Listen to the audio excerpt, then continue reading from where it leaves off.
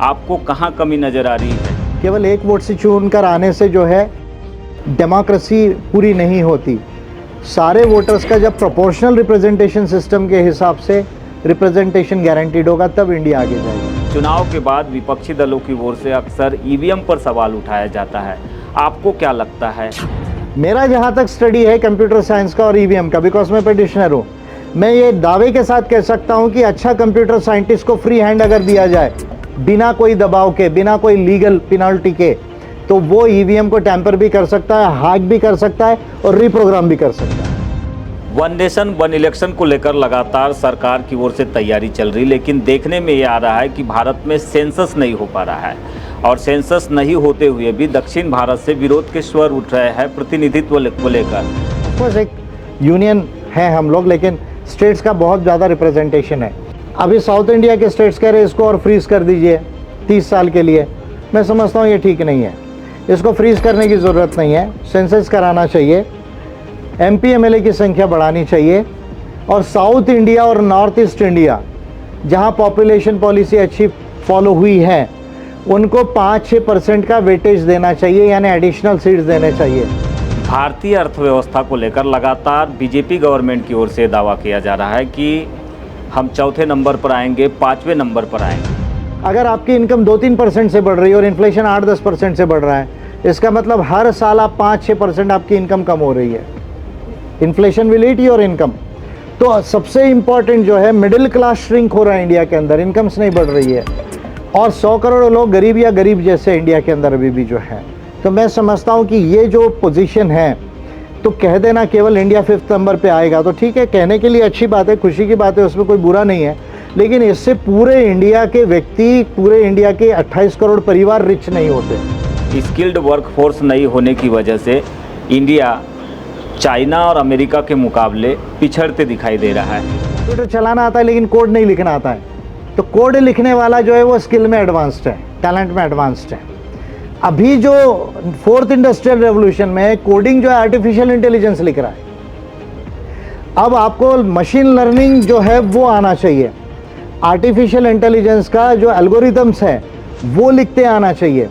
तो आपको जो 4th इंडस्ट्री, या आपको जेनेटिक इंजीनियरिंग का कोई स्किल अडॉप्ट करना चाहिए, तो आपको स्कूलिंग के हिसाब से और वैसे वैसे हायर एजुकेशन में बढ़ाना चाहिए। जो पॉलिटिक्स धर्म की चल रही है या फिर एक विचारधारा की चल रही है, इन सब के बीच कॉस्मो ह्यूमनिज्म को इंक्लूडिंग करते हुए पॉलिटिक्स करना कितना महत्वपूर्ण आपके लिए नज़र आ रहा है? लेकिन आप एक बात देखिए, जो बातें मैंने कॉस्मो ह्यूमनिज्म में लिखी हैं वो आज दुनिया में हो रही है और इंडिया की गवर्नमेंट जो है आज वो चीज़ों को कर रही है। जैसे for example quantum computing mission 2024 में मोदी गवर्नमेंट इसको कर रही है।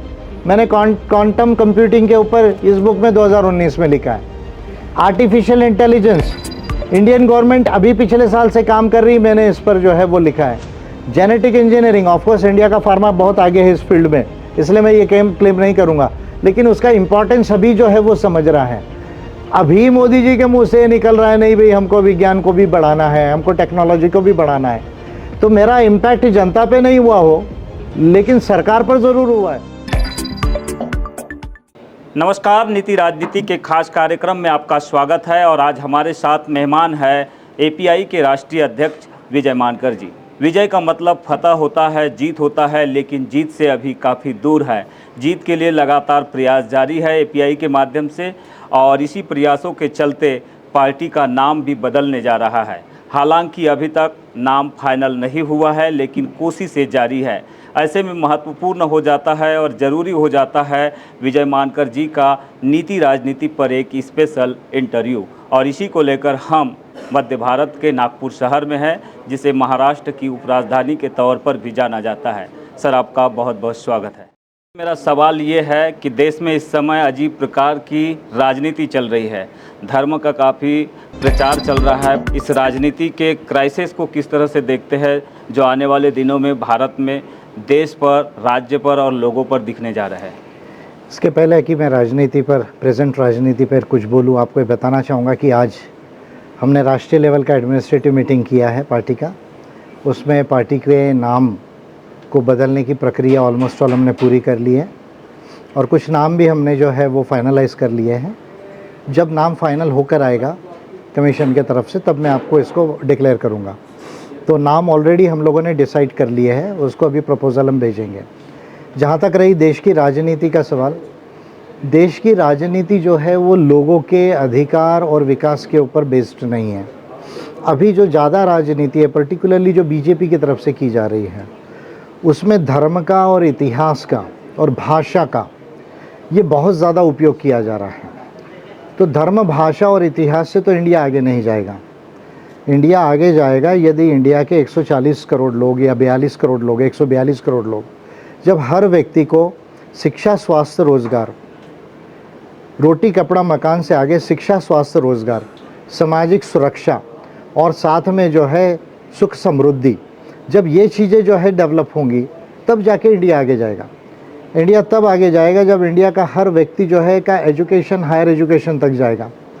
हमारे यहाँ स्किल डेवलपमेंट और टैलेंट डेवलपमेंट होगा, तब जाके इंडिया आगे जाएगा। इंडिया तब आगे जाएगा जब इंडिया में साइंस और टेक्नोलॉजी का रिसर्च, जो 4th इंडस्ट्रियल रेवोल्यूशन में अभी हम लोग एंटर कर चुके हैं, उसका जो रिसर्च, लीडिंग रिसर्च में ब्रेक थ्रू अगर इंडिया करेगा, ऐसे रिसर्च इंस्टीट्यूशंस जब होंगी और ऐसे जब साइंटिस्ट यहाँ पर होंगे, तब इंडिया जो है वो आगे जाएगा। जब इंडिया के अंदर में $1 ट्रिलियन, $2 ट्रिलियन, $3 ट्रिलियन की कंपनीज़ जो है वो बनने लगेंगी, जो न्यू एज कंपनीज़ बोली जाती है, जब वो कंपनीज़ का निर्माण होगा, जैसे निविडिया है, आप देखेंगे तो टेस्ला है, इस तरह की कंपनीज़ का निर्माण यदि इंडिया के अंदर में होगा तब जाके इंडिया आगे होगा। जब डेमोक्रेसी का सही मॉडल इंडिया में आएगा, जहां हर वोट को रिप्रेजेंटेटिव बनाया जाए, केवल एक वोट से चुनकर आने से जो है डेमोक्रेसी पूरी नहीं होती। सारे वोटर्स का जब प्रोपोर्शनल रिप्रेजेंटेशन सिस्टम के हिसाब से रिप्रेजेंटेशन गारंटीड होगा, तब इंडिया आगे जाएगा। जब इंडिया का जुडिशियल सिस्टम में सुधार आएगा, पेंडेंसी समाप्त होगी और रियल जस्टिस इफेक्टिव टाइम में मिलेगा, तब इंडिया जो है वो डेवलप्ड होगा। तो ऐसी राजनीति तो बीजेपी की तरफ से मुझे कहीं नज़र में नहीं आती, ऐसी राजनीति मुझे कांग्रेस की तरफ से नज़र नहीं आती, बाकी इंडिया ब्लॉक की पार्टीज़ की तरफ से नज़र नहीं आती। तो मैं समझता हूँ कि जितनी पॉलिटिक्स ये कर रहे हैं, एक्चुअली ये पॉलिटिक्स नहीं कर रहे हैं, ये इसको मैं कम्युनलाइजेशन कहता हूँ कि ये संप्रदायवाद है, एक तरह का कम्युनल पॉलिटिक्स है, चाहे वो कोई भी कलर के आधार पे की जाए। इससे इंडिया आगे नहीं जाएगा। मैं ऐसी राजनीति से सहमत नहीं हूँ। सर, आपने डेमोक्रेसी की बात की है। डेमोक्रेसी में डिबेट जरूरी हो जाता है, डेलिब्रेशन जरूरी हो जाता है, डिस्कशन जरूरी हो जाता है, लेकिन संसद में हो या फिर विधानसभाओं में ये चीज़ देखने नहीं मिल रही है। इसकी क्या आप वजह निकालते हैं? आपको कहाँ कमी नज़र आ रही है? इसका अर्थ ये है कि as a society, as a Indian society, हम लोग डेमोक्रेटिक नहीं हुए। देखिए, डेमोक्रेसी में 4 चीज़ होनी चाहिए। डिस्कशन होना चाहिए, डायलॉग होना चाहिए, डिबेट भी हो सकता है, डेलिब्रेशन होना चाहिए, अनबायस्ड डेलिब्रेशन जिसको कहते हैं, और डिसीजन होना चाहिए।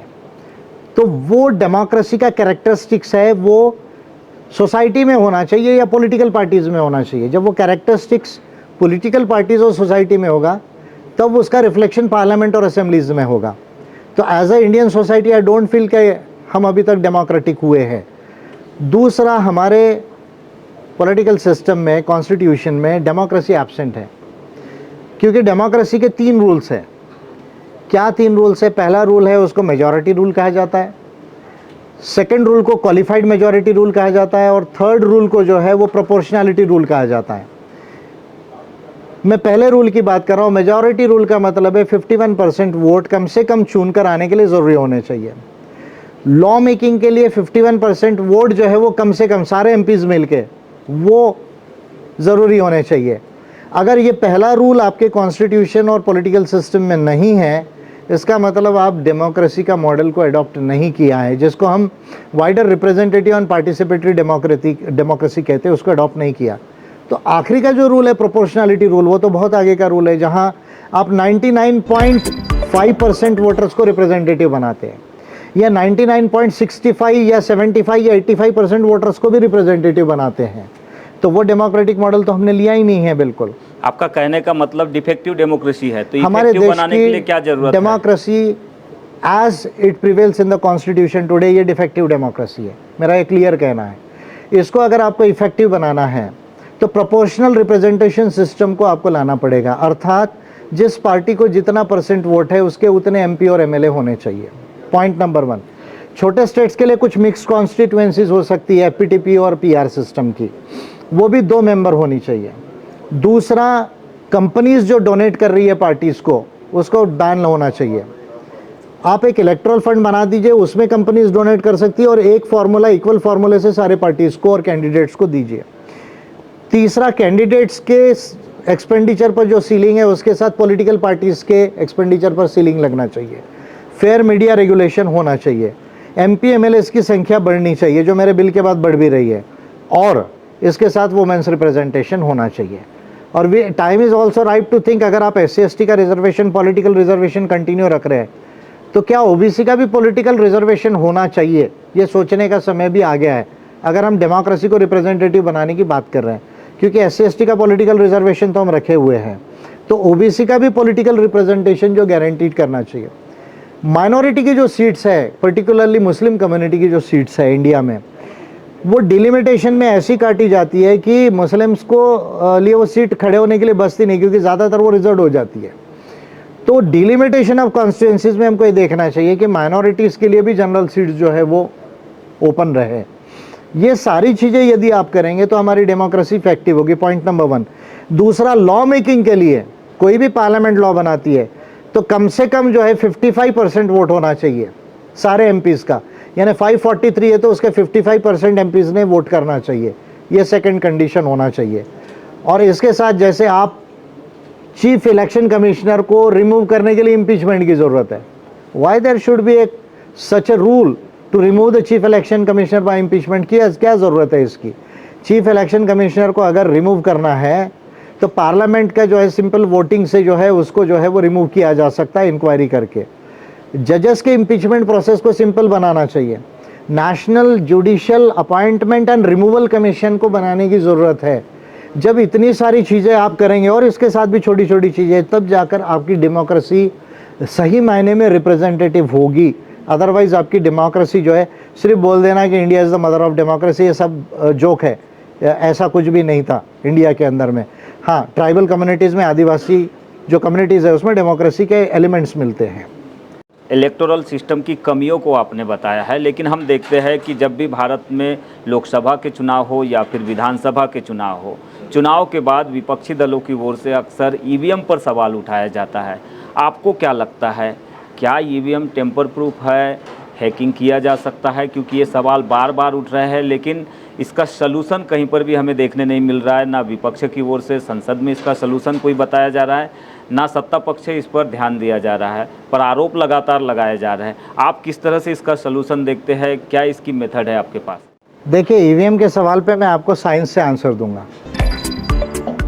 कोई चीज़ हैक हो सकती है या नहीं हो सकती है, कोई चीज़ टैम्पर हो सकती है या नहीं हो सकती है, that is a matter of scientific experimentation. Election commission of India जो कह रहा है, because I am a petitioner in the EVM case, Nagpur high court में मेरा पिटिशन है और मैंने ये बात मेरी पिटिशन के रिजॉइंडर में भी लिखी है कि जब तक इसका साइंटिफिक एक्सपेरिमेंटेशन नहीं होगा कंप्यूटर साइंटिस्ट की तरफ से, तब तक इलेक्शन कमीशन ओरली जो बोल रहा है कि ये हैक नहीं हो सकती है, it has no scientific basis. या मैं कहूँ हैक हो सकती है, इलेक्शन कमीशन का हैक नहीं हो सकती, दोनों भी चीज़ें साइंटिफिक नहीं है। साइंटिफिक एविडेंस तब होगा जब कंप्यूटर साइंटिस्ट आएंगे और इसको हैक करने की या टेम्पर करने की कोशिश करेंगे।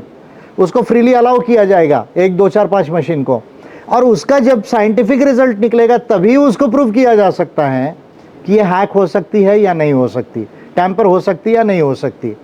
मेरा जहाँ तक स्टडी है कंप्यूटर साइंस का और EVM का, बिकॉज मैं पिटिशनर हूँ, मैं ये दावे के साथ कह सकता हूँ कि अच्छा कंप्यूटर साइंटिस्ट को फ्री हैंड अगर दिया जाए, बिना कोई दबाव के, बिना कोई लीगल पेनल्टी के, तो वो EVM को टैम्पर भी कर सकता है, हैक भी कर सकता है और रीप्रोग्राम भी कर सकता है। मैं मेरे स्टडी के अनुसार बता रहा हूँ, पर इसका experimentation, scientific experimentation election commission of India ने अलाउ करना चाहिए, तभी जाके उसके से को कुछ स्टैंड रहेगा। अदरवाइज ये तो हवे में बोलने वाली बात है कि टैम्पर नहीं हो सकती। सुनने में आया कि आपने कोई पिटीशन भी दायर की है, क्या वो पिटीशन है, उसके पहलू क्या है? बॉम्बे हाई कोर्ट का नागपुर बेंच में मैंने जो पिटीशन जो है दायर की है वो बिल्कुल सिंपल है कि EVM इज़ अ कंप्यूटर और therefore the computer law, that is the Information Technology Act 2000 should be made applicable to it. Computer law apply करके ही आप चुनाव कर सकते हो, और अगर आप ऐसा नहीं कर रहे हैं तो ये लीगल नहीं है with in the ambit of representation of people act and IT act 2000। ये मेरा पिटिशन है।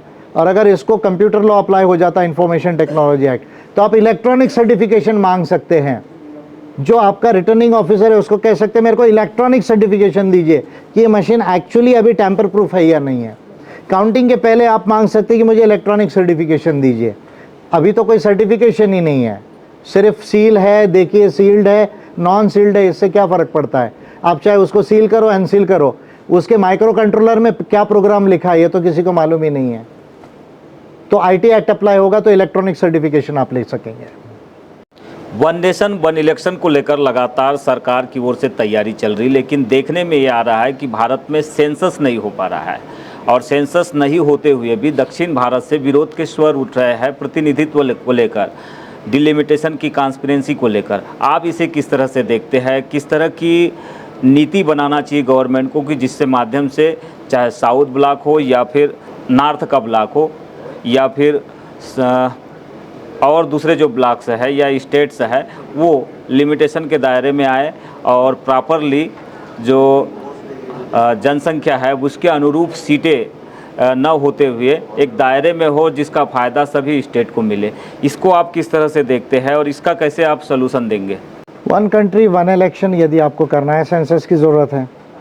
जहाँ तक डिलिमिटेशन का सवाल है, हमें ये नहीं बोलना चाहिए कि हम कंट्री फेडरल का पॉलिटी है। हम संघीय प्रणाली का कंट्री है जिसमें स्टेट्स मिलके इंडिया बना हुआ है। ऑफ कोर्स एक यूनियन है हम लोग, लेकिन स्टेट्स का बहुत ज़्यादा रिप्रेजेंटेशन है। हमारे यहाँ 3 लिस्ट में एक यूनियन लिस्ट है, एक स्टेट लिस्ट है, एक कॉन्करेंट लिस्ट है। यानी हमारा जो पॉलिटी है वो केवल सेंटर के हाथ में कॉन्सेंट्रेटेड नहीं है, स्टेट्स का भी उसमें बहुत बड़ा रोल है हमारे देश के फेडरल पॉलिटी के अंदर। अब साउथ जब फ्रीज़ हुआ 1976, 71, 76 में जब ये फ्रीज़ किया गया, तब ये कहा गया कि नहीं भाई पॉपुलेशन बढ़ेगी अगर आपने इसको फ्रीज़ नहीं किया। अभी साउथ इंडिया के स्टेट्स कह रहे इसको और फ्रीज़ कर दीजिए 30 साल के लिए। मैं समझता हूँ ये ठीक नहीं है, इसको फ्रीज़ करने की ज़रूरत नहीं है। सेंसस कराना चाहिए, MP MLA की संख्या बढ़ानी चाहिए, और साउथ इंडिया और नॉर्थ ईस्ट इंडिया जहाँ पॉपुलेशन पॉलिसी अच्छी फॉलो हुई है उनको 5-6% का वेटेज देना चाहिए, यानी एडिशनल सीट्स देने चाहिए, ताकि ये जो डिफरेंस है एकदम नॉर्थ में ज़्यादा सीट्स हो जाएगी, साउथ में कम, नॉर्थ ईस्ट में कम, ये प्रॉब्लम सॉल्व हो जाएगा इंडिया के अंदर में। It is a very simple formula जिसको हमें डिसाइड करना है कि भाई जिन्होंने पॉपुलेशन पॉलिसी को अच्छा फॉलो किया उनको 5-6% का वेटेज देना है हमको, जिसमें आपकी कॉन्स्टिट्यूएंसीज भी बढ़ जाएगी, पार्लियामेंट की कॉन्स्टिट्यूएंसीज छोटी हो जाएगी, MLA की कॉन्स्टिट्यूएंसीज छोटी हो जाएगी, और साथ में जो है दक्षिण भारत और नॉर्थ ईस्ट इंडिया का जो है वो जो ग्रज है, जो उनकी कंप्लेंट है, वो भी दूर हो जाएगी। भारतीय अर्थव्यवस्था को लेकर लगातार बीजेपी गवर्नमेंट की ओर से दावा किया जा रहा है कि हम 4थे नंबर पर आएंगे, 5वें नंबर पर आएंगे, लेकिन क्या आम जनता को अगर इस ग्रोथ होने से 4थे नंबर पर आने से कोई लाभ मिलेगा? देश के नागरिकों की इनकम बढ़ेगी, पर कैपिटा इनकम कैसे बढ़ेगी? इस पर कोई बात नहीं कर रहा है। आप एक पॉलिटिकल लीडर होने के नाते जिस तरह की आप बातें कर रहे हैं ज्ञान विज्ञान की, आपके पास इसका क्या माध्यम है, क्या मेथड्स है जिससे कि लोगों की भी इनकम बढ़े और देश की GDP बढ़े? क्या इसका आपने प्रक्रिया अपनाई है? क्या आपके पास नीति है जिसे आप बताना चाहेंगे देश के लोगों को? हमारे देश के प्राइम मिनिस्टर मोदी जी, इनको मैं झूठा प्राइम मिनिस्टर बोलता हूँ। मैं इसलिए झूठा प्राइम मिनिस्टर बोलता हूँ, इंडिया का GDP यदि 5वें नंबर पर आता है, इसका अर्थ कदापि ये नहीं होता कि इंडिया के लोग दुनिया में इनकम में 5वें नंबर पर आ गए। आज यदि आपका GDP 5वें नंबर पर भी आ जाए तो आपका पर कैपिटा इनकम GNI जो है डॉलर टर्म्स में, नॉमिनल डॉलर टर्म्स में 127 या 130वें नंबर पर है। आपसे चाइना के लोगों के पास 6 गुना ज़्यादा इनकम है, अमेरिका के लोगों के पास 10 गुना ज़्यादा इनकम है। और अभी जो हुरून की जो रिपोर्ट आई है उसमें 284% के पास इंडिया की 1/3 वेल्थ है, 33% वेल्थ है। हमारा मिडिल क्लास, सबसे इम्पॉर्टेंट, इंडिया में मिडिल क्लास श्रिंक हो रहा है, उसकी इनकम नहीं बढ़ रही है। ये डेटा, एम्पल डेटा अवेलेबल है। देखिए इंडिया का ये जो ग्रोथ आया है पिछले मनमोहन सिंह जी के पीरियड में, तो एक rise of Indian middle class हुआ है। लेकिन अभी इंडियन मिडिल क्लास की इनकम जो है वो श्रिंक हो रही है। यानी आपकी जो इन्फ्लेशन रिलेटेड इनकम है, देखिए मैं बार बार कहता हूँ, ये जो आरबीआई कहता है ना 6% इन्फ्लेशन है, वो जनरल इन्फ्लेशन है। लेकिन जो गुड्स इन्फ्लेशन है, यानी अगर आप घर बना रहे हैं या गाड़ी खरीद रहे हैं, कोई सामान खरीद रहे हैं, वो 8 to 10% बढ़ता है हर एनम कंपाउंडेड बेसिस पर। तो उस रेट से आपकी इनकम से नहीं बढ़ रही है। अगर आपकी इनकम 2-3% से बढ़ रही है और इन्फ्लेशन 8-10% से बढ़ रहा है, इसका मतलब हर साल आप 5-6% आपकी इनकम कम हो रही है। Inflation will eat your income. तो सबसे इंपॉर्टेंट जो है, मिडिल क्लास श्रिंक हो रहा है इंडिया के अंदर, इनकम्स नहीं बढ़ रही है, और 100 करोड़ लोग गरीब या गरीब जैसे इंडिया के अंदर अभी भी जो है। तो मैं समझता हूँ कि ये जो पोजीशन है, तो कह देना केवल इंडिया 5th नंबर पे आएगा तो ठीक है, कहने के लिए अच्छी बात है, खुशी की बात है, उसमें कोई बुरा नहीं है। लेकिन इससे पूरे इंडिया के व्यक्ति, पूरे इंडिया के 28 करोड़ परिवार रिच नहीं होते। मेरी पॉलिसी यह है कि मैं इंडिया के हर व्यक्ति को और हर फैमिली को, 28 करोड़ लोगों को 10 साल में हम मध्यम अमीर बना सकते हैं और उसके आगे जाके रियल अमीर बना सकते हैं। अगर आपको रियल अमीर बनना है तो इंडिया का जीडीपी ट्रिलियन डॉलर्स में, नॉमिनल टर्म्स में, डॉलर टर्म्स में आपको 25 ट्रिलियन डॉलर से ज़्यादा चाहिए। और आपकी पर कैपिटा इनकम जो है, मैं रफ बता रहा हूँ, $15,000 पर एनम होनी चाहिए, तब जाके आप रिच कंट्री बनोगे। तो उसके लिए जो है आपको क्या करने की ज़रूरत है? देखिए, India is a young country. आपका जो वर्कफोर्स है 14 साल से 64 ईयर्स तक का, वो 65% ये एज ग्रुप पॉपुलेशन है। यानी अभी भी हम 30% से कम जो है ओल्ड है। ये जो पॉपुलेशन है, इसको एजुकेशन और टैलेंट दो डेवलपमेंट करने की ज़रूरत है। यानी आपका जो पूरा एजुकेशन है वो साइंस और टेक्नोलॉजी और नॉलेज के ऊपर बेस्ड होना चाहिए और ह्यूमैनिटी के आधार पर होना चाहिए, भेदभाव नहीं होना चाहिए। ये सबसे महत्वपूर्ण क्राइटेरिया। अगर आपकी जो एजुकेशनल सिस्टम है वो आप भाषा इंग्लिश में दे या हिंदी में दे, ये जो द्वंद्व है ना, ये नहीं होना चाहिए। Science, technology and knowledge and humanity के आधार पर एजुकेशन सिस्टम होना चाहिए। ये एजुकेशन सिस्टम ऐसा होना है कि जो प्रैक्टिकल रिसर्च हो रहा है वर्ल्ड के अंदर में, 4th इंडस्ट्रियल रेवोल्यूशन, क्या 4th इंडस्ट्रियल रेवोल्यूशन की लीडिंग क्या साइंस एंड टेक्नोलॉजी है?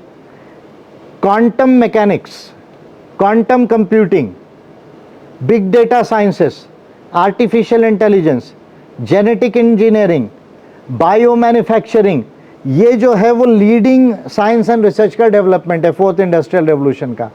जहां मशीन और कंप्यूटर और बिग डेटा और जेनेटिक चेंजेस या बायो मैन्युफैक्चरिंग, ये इंसान की जो अभी की सिविलाइजेशन है उसको नेक्स्ट स्टेज पर ले जाएंगे। तो जब तक आपका साइंस का रिसर्च एज अ कंट्री, मैं कह रहा हूँ, एक साइंटिस्ट, 2 साइंटिस्ट, 3 साइंटिस्ट नहीं, आपका साइंस का अंडरस्टैंडिंग और साइंस का रिसर्च और टेक्नोलॉजी को ब्रेक थ्रू करने की कैपेसिटी, इंस्टीट्यूशनल कैपेसिटी, जो रिसर्च इंस्टीट्यूशंस होते हैं, जैसे मैंने एक पॉलिसी में डिक्लेयर किया था, अगर मेरी गवर्नमेंट बनी तो मैं मैक्स प्लैंक बोस इंस्टीट्यूशन बनाऊंगा इंडिया के अंदर में। मैक्स प्लैंक इंस्टीट्यूट दुनिया का वो इंस्टीट्यूट है जो सबसे ज़्यादा अच्छा रिसर्च करता है साइंस एंड टेक्नोलॉजी पे। तो मैंने कहा था कि मैक्स प्लैंक और रमन के नाम पे या बोस के नाम पर, मैं दोनों के नाम पे एक इंस्टीट्यूशन बनाऊंगा। तो हमारे देश में साइंस एंड टेक्नोलॉजी का जो रिसर्च है अभी चाइना के कंपैरिजन में बहुत पीछे है। अगर आप पीयर कंपैरिजन करेंगे रिसर्च पेपर्स के साइटेशंस में तो चाइना नंबर 1 है वर्ल्ड के अंदर, अभी यूएस भी नहीं है। तो जब तक हम इस तरह का एजुकेशन सिस्टम डेवलप नहीं करते और इसी तरह की इंडस्ट्रीज़ को जब तक हम डेवलप नहीं करते इंडिया के अंदर, जो न्यू एज कंपनीज़ हैं, देखिए हमारे यहाँ रिलायंस सबसे बड़ी कंपनी है, अडानी का मार्केट कैप सबसे बड़ा हो रहा है, लेकिन हमारे यहाँ गूगल नहीं है, हमारे यहाँ निविडिया नहीं है, हमारे यहाँ माइक्रोसॉफ्ट नहीं है। समझ रहे हैं? तो न्यू एज कंपनीज जब तक, cutting edge new age companies जब तक इंडिया में नहीं बनेगी, जब तक इस तरह का एजुकेशन और रिसर्च साइंस एंड टेक्नोलॉजी का नहीं होगा, तो इंडिया आगे नहीं जा सकता। और इस बेस पे ये जो हमारी जनरेशन है, जो पॉपुलेशन है, उसको एम्प्लॉयमेंट जनरेट किया जाए, उसकी इनकम को बढ़ाया जाए और उसका इन्वेस्टमेंट मार्केट में किया जाए लीगल वे में, तो हम अमीर कंट्री बनेंगे। भारत में स्किल्ड वर्कफोर्स की बड़ी कमी देखने मिल रही है और यही वजह है कि स्किल्ड वर्कफोर्स नहीं होने की वजह से इंडिया चाइना और अमेरिका के मुकाबले पिछड़ते दिखाई दे रहा है। इसको कैसे स्किल्ड वर्कफोर्स में तब्दील किया जा सकता है, इसे लेकर आपने कौन सी ऐसी पॉलिसी तैयार की है या बनाई है जिसके माध्यम से भारत के लोगों को स्किल्ड के माध्यम से आगे ले जाया जा सकता है? देखिए, स्किल और टैलेंट तो ऐसी चीज़ है जो बचपन से डेवलप होनी चाहिए। लिटरेसी, न्यूमरेसी, ऑपरेसी, तीन चीज़ें को आपके एजुकेशनल सिस्टम में लाने की ज़रूरत है। लिटरेसी यानी ABCD, आई जो भी आप कहते हैं। न्यूमरेसी यानी मैथमेटिक्स, जियोमेट्री, और इसके साथ में ऑपरेसी। ऑपरेसी यानी कोई ना कोई स्किल, लाइफ स्किल जो है, जो आपको भी फोर्थ इंडस्ट्रियल जो रेवोल्यूशन के लिए ज़रूरी है। जैसे ऐसा कहा जाता है कि coding is the new weapon आपके हाथ में। कोडिंग, जो इंफॉर्मेशन टेक्नोलॉजी में लोग हैं, उसको कोड जिसको लिखना आता है और जिसको कोड नहीं लिखना आता है, कंप्यूटर चलाना आता है लेकिन कोड नहीं लिखना आता है, तो कोड लिखने वाला जो है वो स्किल में एडवांस्ड है, टैलेंट में एडवांस्ड है। अभी जो फोर्थ इंडस्ट्रियल रेवोल्यूशन में कोडिंग जो है आर्टिफिशियल इंटेलिजेंस लिख रहा है। अब आपको मशीन लर्निंग जो है वो आना चाहिए, आर्टिफिशियल इंटेलिजेंस का जो एल्गोरिथम्स है वो लिखते आना चाहिए। तो आपको जो फोर्थ इंडस्ट्री, या आपको जेनेटिक इंजीनियरिंग का कोई स्किल अडॉप्ट करना चाहिए, तो आपको स्कूलिंग के हिसाब से और वैसे वैसे हायर एजुकेशन में बढ़ाना चाहिए। और जो लोग इससे छूट गए, जो पुरानी जनरेशन है थोड़ी, वो जहाँ जो वर्कफोर्स काम कर रहा है उसका वो मॉड्यूल, ट्रेनिंग मॉड्यूल लेना चाहिए कि उस कंपनी में, उस गुड्स एंड सर्विसेज के मैन्युफैक्चरिंग के एरिया में किस तरह की स्किल की ज़रूरत है, और उसके शॉर्ट ट्रेनिंग प्रोग्राम्स उनको दिए जाने चाहिए। ये प्रोग्राम कंपनीज़ को भी करने की ज़रूरत है, जो काफ़ी हद तक कुछ कंपनीज़ करती है, और गवर्नमेंट का जो स्किल डिपार्टमेंट है, हमारा मिनिस्ट्री जो है, उसको ये बड़े लेवल पर करने की ज़रूरत है। तो एक तो हमारी जो नई पीढ़ी आएगी वो ऑलरेडी स्किल और टैलेंट में डेवलप होते हुए आएगी। जैसे चाइना के जो बच्चे हैं वो जिस तरह से स्कूल्स में पढ़ रहे हैं और इंडिया के बच्चे जिस तरह से स्कूल्स में पढ़ रहे हैं, इसमें बहुत ज़्यादा फ़र्क है। आप अगर चाइना के स्कूलों को देखोगे तो चाइना के स्कूलों में 10 घंटा पढ़ाया जाता है। चाइना के स्कूल में जो है बीच बीच में आपको एक्सरसाइज और नैपिंग दी जाती है। चाइना के बच्चे अभी से जो उनकी लैब्स है वो साइंटिफिक लैब्स है। तो बच्चा जब वहाँ से पढ़ेगा, मान लीजिए सेकंड, थर्ड, फोर्थ का, और चाइना के स्कूलों में जो खाना दिया जाता है वो हमारे यहाँ की खिचड़ी जैसा नहीं है, वो हाईली न्यूट्रिशनल फूड है। आप बिलीव नहीं करेंगे, जितना होटल का ब्यूफे होता है जो 25-30 डिशेस होती है, उतना चाइना और साउथ कोरिया के स्कूल में डेली फूड दिया जाता है उनको, जो प्रोटीन में और बाकी न्यूट्रिशंस में जो है वो रिच है। हमारे यहाँ तो ये सब्जेक्ट आता है अंडा देना या नहीं देना, जबकि वो एक प्रोटीन का सोर्स है। तो ये जब सब चीज़ें आप करोगे, आपका जो स्कूलिंग सिस्टम इस तरह से जब डिज़ाइन होगा, और जो वर्कफोर्स छूट गया है ऐसे स्कूलिंग सिस्टम से, उसको उसकी ज़रूरत के हिसाब से, वो मॉड्यूल के हिसाब से ट्रेनिंग देना, तब जाके जो है आपका स्किल डेवलपमेंट जो है इंडिया में होगा। कहने का मतलब आपका ये है कि काम करने वाले तो बहुत है, लेकिन काम कैसा करना है ये पता नहीं है, तो ये ट्रेनिंग के बगैर नहीं आएगा। देखिए, आपका जो ब्रेन है, नॉलेज है, और आपकी बॉडी जो है, इससे आप काम कर रहे हैं, तो इसमें जब तक वो चीज़ आपको समझेगी नहीं कि किस तरह की स्किल की ज़रूरत है, तब तक आप उसको कर नहीं पाएंगे। तो ये तो आपको एक स्पेशल ट्रेनिंग की ज़रूरत है, और जो बच्चे हैं ना, उनको वहीं से वैसे डेवलप करना चाहिए, ताकि उनका जो मेंटल एबिलिटी है, ब्रेन का जो एबिलिटी है, जो कॉग्निटिव डेवलपमेंट है ब्रेन का, वो ऐसा होना चाहिए कि वो केवल लिटरेसी को ना समझे, वो मैथमेटिक्स को बहुत ज़्यादा समझे, वो डिज़ाइंस को समझे, जो ज्योमेट्री का सब्जेक्ट है डिज़ाइंस का, और ये जो इंट्रिकेसीज है, जैसे भी आर्टिफिशियल इंटेलिजेंस का इंट्रिकेसीज है कि मशीन लर्निंग उसको कैसी कराई जाए, उसका कोड कैसा लिखा जाए, ये सारा का सारा ब्रेन का डेवलपमेंट उनका उसी स्टेज से होना चाहिए। फिर जब वो बड़े होंगे तो साइंटिस्ट बन के आगे का रिसर्च करेंगे।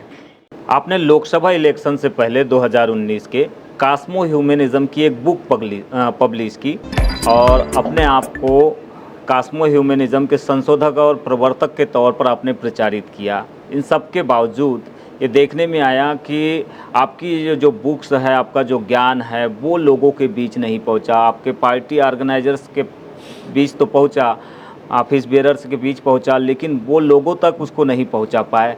कहाँ आपको कमी महसूस हुई?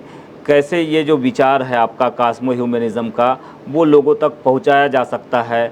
कैसे इसके माध्यम से भारत में खासकर लोगों के बीच में बदलाव आ सकता है? कास्मो ह्यूमनिज्म अगर हम देखें तो क्या है, जो पॉलिटिक्स धर्म की चल रही है या फिर एक विचारधारा की चल रही है, इन सब के बीच कास्मो ह्यूमनिज्म को इंक्लूडिंग करते हुए पॉलिटिक्स करना कितना महत्वपूर्ण आपके लिए नज़र आ रहा है?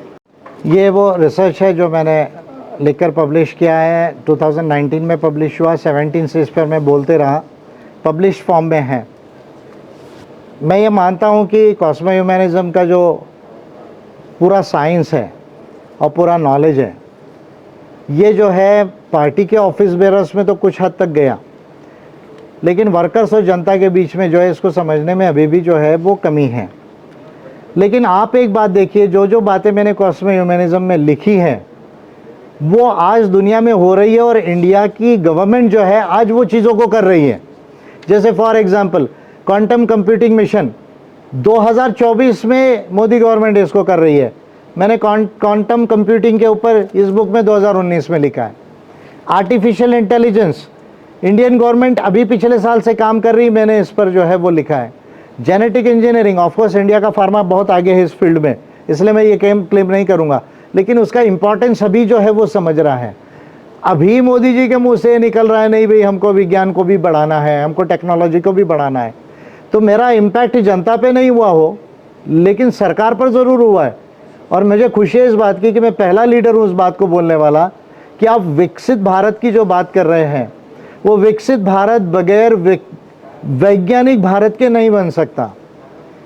वैज्ञानिक भारत बने बगैर विकसित भारत नहीं बन सकता, क्योंकि साइंस एंड टेक्नोलॉजी में जब तक एज अ कंट्री आप आगे नहीं जाओगे, आप फोर्थ इंडस्ट्रियल रेवोल्यूशन में लीडिंग पोजीशंस में नहीं आ पाओगे, आप वो पैसा नहीं कमा पाओगे।